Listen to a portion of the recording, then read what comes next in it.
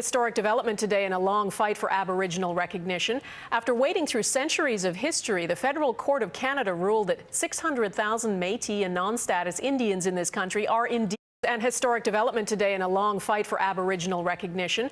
After wading through centuries of history, the Federal Court of Canada ruled that 600,000 Metis and non-status Indians in this country are indeed Indians, and they should be afforded the same benefits as those living on reserves. It puts added pressure on the federal government to rethink how it deals with the Native population. Crystal Gamansing has more on the ruling and the financial implications. At Connie's Cafe, Métis heritage is proudly displayed. But today, there's no celebrations. And we now just arrived to their level.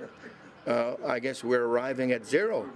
Bob Chartrand sees no benefit of the federal court ruling saying Métis and non-status natives are Indians under the Constitution. You still have housing problems, right, as a country, as a government. You'll still have housing problems, you'll just have a few more Indians that you have to ignore for another 500 years probably. But the Congress of Aboriginal Peoples has been fighting for the designation since 1999.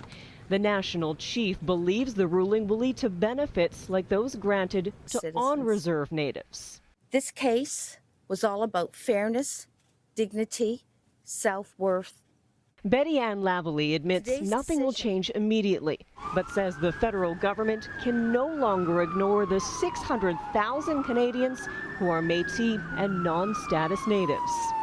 An appeal is possible here. A spokesperson for the Minister of Aboriginal Affairs says the ruling is being reviewed. However, it was quickly pointed out that the ruling did not cover the application of any specific rights.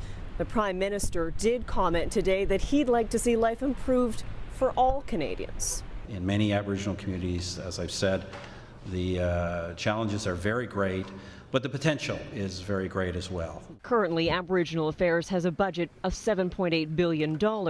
If the ruling stands, that budget may have to grow substantially.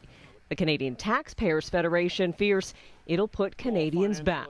It would open a Pandora's box to throwing hundreds of thousands of people into direct dependency on the federal government if they were to treat them the way that status Indians currently are. Back at Connie's, Bob Chartrand isn't banking on anyone's support. He says he'll just keep plugging away on his own. Crystal Gamansing, Global News, Winnipeg.